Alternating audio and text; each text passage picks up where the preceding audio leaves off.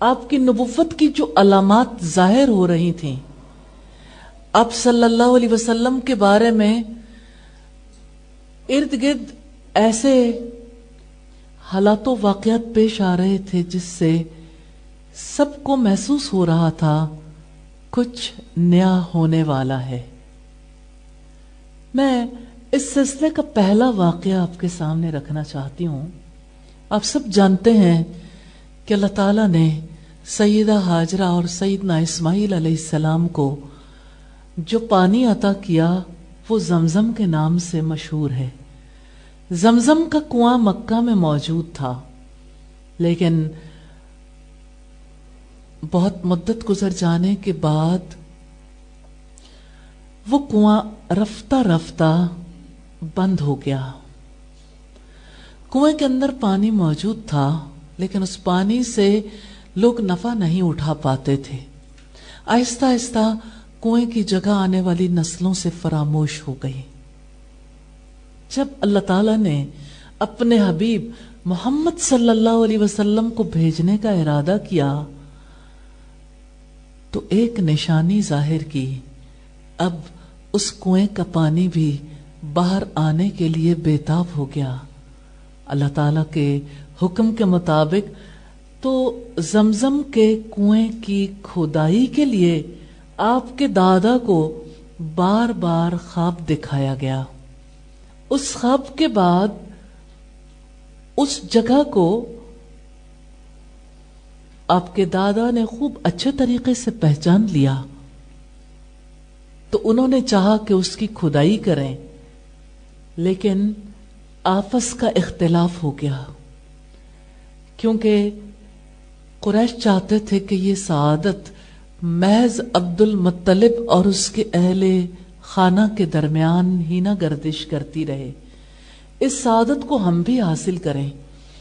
میں ایک لمحے کے لیے آپ کو اس دور میں لے جانا چاہتی ہوں جہاں رسول اللہ صلی اللہ علیہ وسلم کی جدہ قبیلہ بنو جرہم سے یہ کہتے ہوئے نظر آتی ہیں، جب انہوں نے یہ کہا تھا کہ ہم آپ کے پاس رہائش اختیار کرنا چاہتے ہیں، تو سیدہ ہاجرہ نے کہا تھا ٹھیک ہے آپ رہائش رکھ سکتے ہیں، لیکن پانی پر میرا حق ہوگا۔ ایک بار پھر تاریخ اپنے آپ کو دہراتی ہے، کیسے میں واقعہ آپ کے سامنے رکھنا چاہتی ہوں۔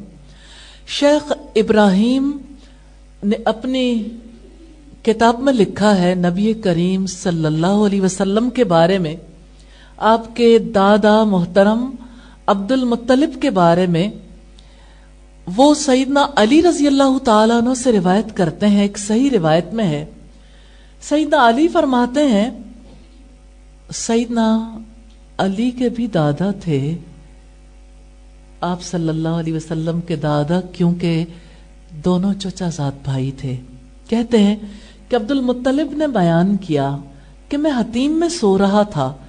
حتیم کے بارے میں آپ جانتے ہیں بیت اللہ کا وہ حصہ ہے جسے سرمایہ کی کمی کی وجہ سے قریش نے بغیر تعمیر کیے چھوڑ دیا تھا۔ آپ چوکور یعنی چار ایک جیسی دیواروں والے گھر کو دیکھتے ہو جسے خانہ کعبہ کہتے ہیں، بیت اللہ، اس کے ساتھ ایک دیوار ہے جو باہر کی طرف چھوڑی گئی ہے، جس کے اندر جا کے لوگ نماز ادا کرتے ہیں اور دعائیں کرتے ہیں۔ اور اللہ تعالیٰ کی بڑی حکمت ہے کہ کعبہ کے اندر تو سب لوگ نہیں جا سکتے، لیکن حتیم میں جانا اللہ تعالیٰ ممکن بنا دیتے ہیں۔ آپ لوگوں میں سے بھی بہت سے لوگ ہوں گے جو حتیم میں گئے ہوں گے، الحمدللہ۔ تو وہی مقام ہے جو حضرت ابراہیم علیہ السلام نے اللہ تعالیٰ کا گھر بنایا تھا۔ اب حتیم میں آپ کے دادا محترم سو رہے ہیں اور کہتے ہیں کہ میرے پاس خواب میں ایک شخص آیا، اس نے مجھ سے کہا طیبہ کو کھودیے۔ میں نے پوچھا طیبہ کیا چیز ہے؟ اس شخص نے کوئی جواب نہیں دیا اور چلا گیا۔ طیبہ کے معنی ہے پاکیزہ ہونا، عمدہ ہونا، خوشبودار ہونا۔ کہتے ہیں اگلے روز میں پھر سو گیا تو وہی شخص میرے پاس آیا اور کہنے لگا برہ کو کھودیے۔ برہ کے معنی ہے بھلی، پاکیزہ۔ میں نے پوچھا برہ کیا چیز ہے؟ اس نے کوئی جواب نہیں دیا اور واپس چلا گیا۔ अगले दिन मैं फिर उसी मकाम पर सोया। फिर एक शख्स मेरे पास आया और कहने लगा, मजनूना को खोदिए।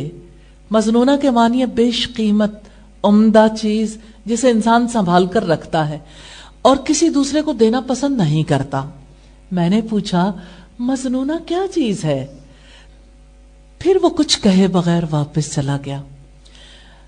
अगले रोज मैं फिर उसी जगह पर आया, सोया। वो फिर मेरे पास आया, कहने लगा, जमजम को खोदिए। मैंने पूछा, जमजम क्या चीज है?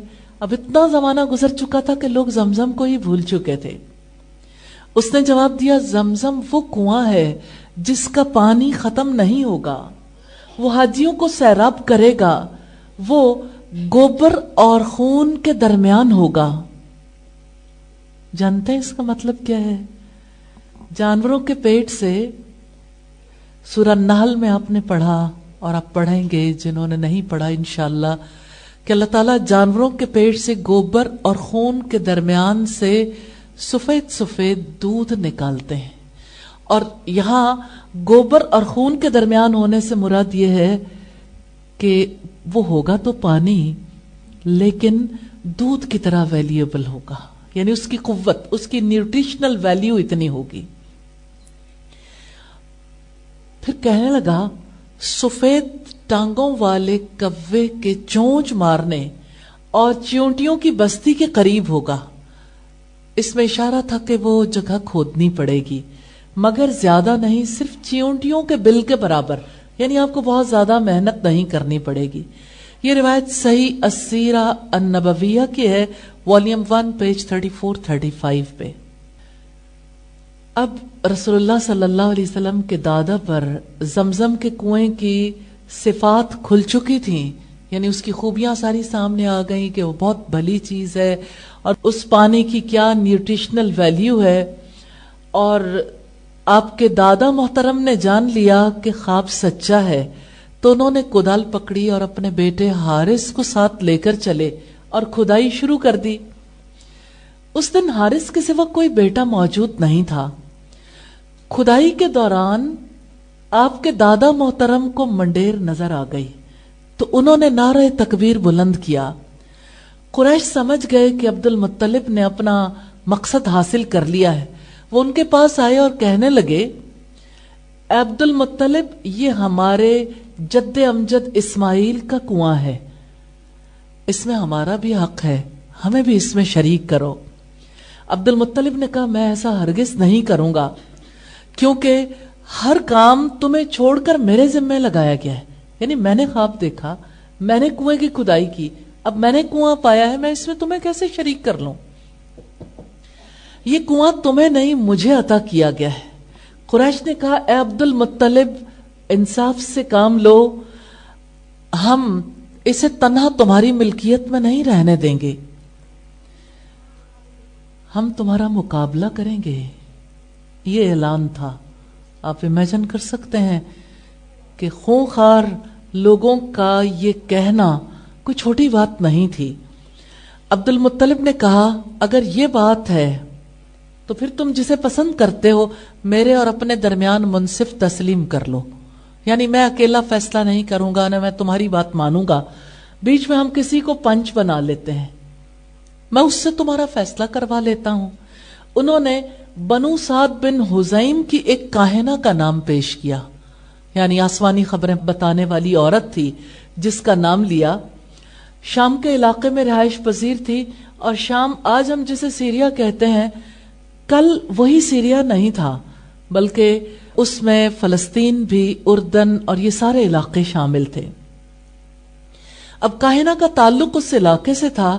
अब्दुल मुत्तलिब ने कहा, ठीक है, ऐसा ही कर लेते हैं, लेकिन कोई मुनसिफ हो जो दरमियान में फैसला करवाए। फिर खानदान बनु अब्द मुनाफ के साथ उन्होंने रख्ते सफर बांधा। कुरैश के हर कबीले का एक एक फर्द साथ रवाना हुआ। उस जमाने में ये सारा रास्ता सहराई था, बहुत मुशक्कत भरा रास्ता। वो सब चल पड़े। रास्ते में अब्दुल मुत्तलिब और उसके साथियों का पानी खत्म हो गया, प्यास की वजह से वो बेहाल हो गए, हत्ता कि उन्हें अपनी मौत नजर आने लगी। اگر کسی کے پاس کچھ پانی تھا تو بھی وہ کسی دوسرے کو دینے کے لیے تیار نہیں تھے. ہر ایک کا یہی جواب تھا کہ صحرائی علاقہ ہے، اگر ہمارے پاس پانی ختم ہو گیا تو پھر ہمارا بھی وہی حال ہوگا جو تمہارا ہو رہا ہے. یہ صورتحال دیکھتے ہوئے عبد المطلب نے اپنی رائے کا اظہار کیا کہ شدت پیاس سے تو ہم سب موت کا شکار ہو جائیں گے، جبکہ ابھی تو ہم میں کچھ نہ کچھ توانائی موجود ہے. اس لیے ہر شخص اپنی اپنی قبر کھود لے تاکہ جو مرتا جائے اس کے ساتھی اس کی قبر میں اسے دفن کرتے جائیں، حتیٰ کہ صرف ایک ہی آدمی باقی رہ جائے گا جسے دفن کرنے والا کوئی دوسرا نہیں ہوگا. تو ایک آدمی کی لاش کا ضائع ہو جانا پورے قافلے کی لاشوں کے ضائع ہو جانے سے بہتر ہے. سب نے اس بات کو پسند کیا. ہر شخص نے اپنے اپنے لیے ایک گڑھا کھودا اور شدت پیاس سے موت کا انتظار کرنے لگے. عبد المطلب نے اپنے ساتھیوں سے کہا یہ تو حماقت ہوگی اگر ہم نے اسی طرح اپنے آپ کو موت کے حوالے کر دیا اور اپنی جانیں بچانے کے لیے پانی کی تلاش نہ کی اور اس کے لیے سفر نہ کیا. ہمت کرو، سفر جاری رکھو، ممکن ہے اللہ تعالیٰ کسی جگہ ہمیں پانی میسر کر دے. وہ سفر کے لیے تیار ہو گئے. جب عبد المطلب نے اپنی سواری کو اٹھایا تو اس کے پاؤں کے نیچے سے شیریں پانی کا چشمہ پھوٹ نکلا. صحرا میں پانی کا مل جانا اور پہلے خواب میں پانی کو دیکھنا اور اب جب شدت پیاس سے جاں بلب تھے دوبارہ پانی کا عبد المطلب کو ملنا یہ محض اتفاق نہیں تھا. اور آپ کے دادا محترم کو یہ نعمت ملی تو سب سمجھ گئے کہ یہ ڈیسائیڈڈ ہے، یہ فیصلہ ہے. بہرحال آپ کے دادا نے کہا سب لوگ آ جاؤ اور پانی لے لو، دیکھو اللہ تعالیٰ نے ہمیں سیراب کر دیا ہے. سب لوگ آئے، سب نے پانی پیا، اپنے مشکیزیں بھرے اور ایک آواز میں کہا اے عبد المطلب، اللہ کی قسم اللہ تعالیٰ نے ہمارے مقابلے میں آپ کے حق میں فیصلہ کر دیا ہے. اللہ کی قسم اب زمزم کے بارے میں ہم آپ سے کبھی جھگڑا نہیں کریں گے. اور کیوں نہ وہ یہ بات کہتے کہ اللہ تعالیٰ نے آپ صلی اللہ علیہ وسلم کے دادا کو دوسروں کے مقابلے میں اعزاز عطا کیا تھا، اور یہ اعزاز ایسا تھا جسے سب کو تسلیم کرنا پڑا. لوگوں نے کہا کہ جس اللہ نے جنگل میں آپ کو پانی عطا کیا ہے وہی رب آپ کو زمزم کنواں دینا چاہتا ہے. چلو خیر و برکت کے ساتھ زمزم کی طرف واپس چلیں. کاہنہ کے پاس جانے کی بجائے ڈیسیژن صحرا میں ہی ہو گیا. سب نے مان لیا کہ زمزم آپ ہی کا حق ہے، یعنی آپ کے دادا محترم کا. یوں سب لوگ واپس آ گئے اور اس طرح سے کہ زمزم کے حق سے دستبردار ہو گئے. تو یہ روایت سیدنا علی کی ہے، اور اس روایت کو ابتدائی سیرت نگاروں نے لکھا ہے، جیسے سیرت ابن ہشام میں والیوم 1 پیج 151 سے 153 پر آپ دیکھ سکتے ہیں. اسی طرح سے ابن اسحاق کی کتاب میں بھی اس کا تذکرہ ملتا ہے، اور دلائل النبوہ میں بھی اس کا تذکرہ ملتا ہے، کیونکہ نبی صلی اللہ علیہ وسلم کی نبوت کی علامات میں سے ایک علامت ہے کہ آپ کے خاندان کو وہ پانی ایک بار پھر عطا کر دیا گیا. الحمدللہ. حقیقت یہ ہے کہ زمزم کا پانی بڑا مبارک ہے.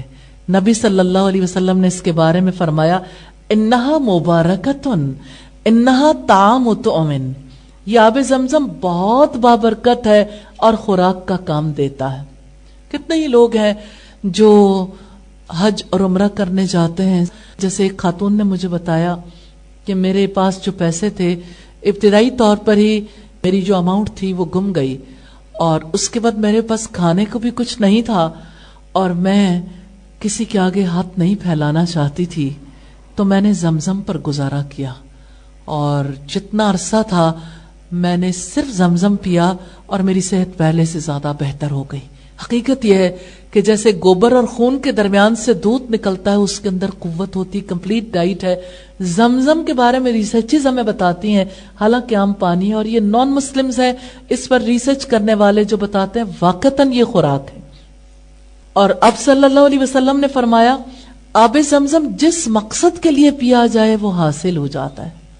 یعنی ایک ہے آپ کے جسم کی توانائی، لیکن آپ زمزم پیتے اور کوئی دعا کرتے ہو تو اللہ تعالیٰ وہ دعا بھی قبول کرتے ہیں۔ اگر تم حصول شفا کے لیے پیو گے اللہ تعالیٰ شفا عطا فرمائے گا، اگر بھوک مٹانے کے لیے پیو گے اللہ تعالیٰ تمہاری بھوک مٹا دے گا، پیاس بجھانے کے لیے پیو گے اللہ تعالیٰ تمہاری پیاس بجھا دے گا۔ یہ حضرت جبریل علیہ السلام کی ایڑی کی ضرب کے ساتھ نمودار ہوا، اور اللہ تعالیٰ کی جانب سے حضرت اسماعیل علیہ السلام کی سیرابی کا سامان تھا۔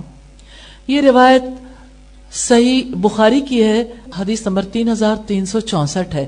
ایک چیز جو صحیح بخاری کے حوالے سے میں ملتی ہے وہ یہ کہ یہ شاید سیدنا جبریل علیہ السلام کا پر تھا، پر ہے یا ایڑی اس کے بارے میں اختلاف ہے، لیکن سیدنا جبریل علیہ السلام نے ہی اللہ تعالیٰ کے حکم سے زمین پر اپنی ایڑی یا اپنا پر مارا اور پانی نکل آیا۔ ہم دیکھ رہے تھے نبی صلی اللہ علیہ وسلم کی آمد سے پہلے کے اشارات، وہ علامات جس کی وجہ سے پتہ چل رہا تھا اس گھرانے میں کوئی خاص واقعہ رونما ہونے والا ہے۔